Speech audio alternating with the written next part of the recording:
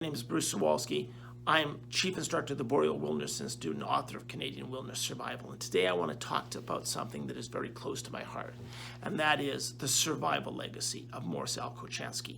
Now, Morris was born in Saskatchewan in 1940 and sadly passed away today, the 5th of December 2019, at the age of 79. Now, he spent most of his life in Alberta as an outdoor educator, as a bushcraft and survival instructor. And he was most known for his saying that the more you know, the less you carry. But in my opinion, and in the reality of working with Morris, the most important part of his survival legacy, and that's what I want to talk about, is his ability to research and rediscover knowledge about survival and to take science and make it part of the teaching of bushcraft and survival.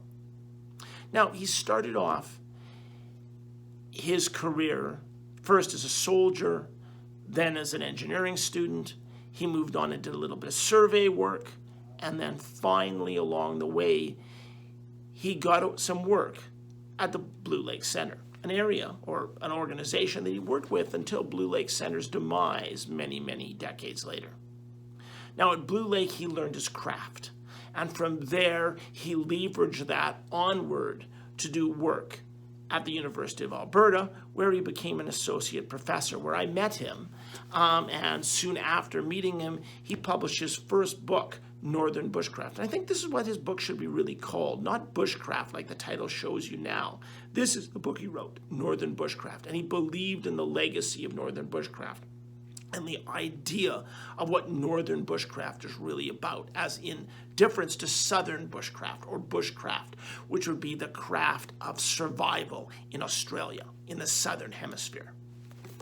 So he moved on from doing that. He produced a couple of other books. His Grand Syllabus, Basic Safe Travel and Boreal Survival Handbook, which is actually quite good, and a number of booklets which many people will be familiar with because a lot of his real survival knowledge comes into these little books, especially these two, which are very, very good. Now, at the University of Alberta, he proved he was a true outdoor educator. His knowledge of bushcraft and survival was incredible, but he also pushed on and had skills in other areas of outdoor education. He was an all-round outdoor educator. And as a matter of fact, one of his greatest sets of knowledge would be that of his knowledge of edible and medicinal plants. And I remember wandering through following him as a student, and it was odd that he could just simply name every plant that was in the forest. But I was more awed when I worked with him as an instructor and we moved to different parts of the province, and he could carry on with that knowledge. And he knew and understood the plants with a real depth of knowledge, which I only picked up from working with him for a long time. So he was an author, he was an outdoor educator and survival instructor. And for many of us, he was a great mentor. And he was a mentor to hundreds of bushcraft and survival instructors throughout the world, both in Europe, in the United States, and right across Canada. The legacy that we owe him is that he mentored so many of us and worked so hard to make us better instructors.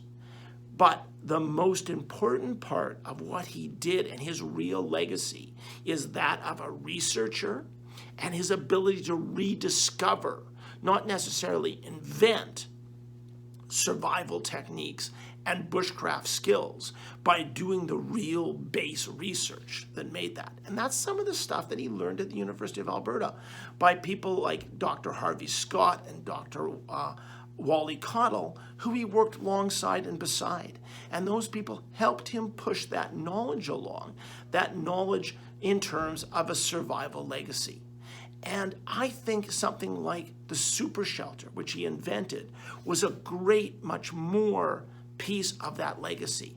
Something that used high-tech materials, parachute, reflector blanket, and ultra-thin plastic. Parachute because it could breathe. The reflector blanket because it would reflect infrared heat from a fire back down onto you. And plastic so that it had no effective mass, direct heat could pass through. Inside that shelter, you got no smoke and no sparks, and you could live, as I have, at 46 below with no sleeping bag in one of these shelters, using, of course, a traditional bough bed and a traditional sapling shelter, and putting those 5 elements together into an ultra high-tech outdoor greenhouse that works with a fire. That's science. That's research. And that's rediscovery and reuse of elements that were already in existence. And in my opinion, that is a survival legacy of Morris Kochanski. Morris Kochanski is way more than a book he wrote 30 years ago. Morris Kochanski is more than a couple of booklets he put together 25 years ago. Morris rediscovered and researched and proved there was a science of survival. And for that, I am internally grateful. Morris, wherever you are, I will miss you to the day I die. And thank you very much for what you've passed on to me and to the entire outdoor education community. We will always be in awe of what you are, but we will carry on with your legacy, because that legacy is the most important thing that you gave to us. Thank you.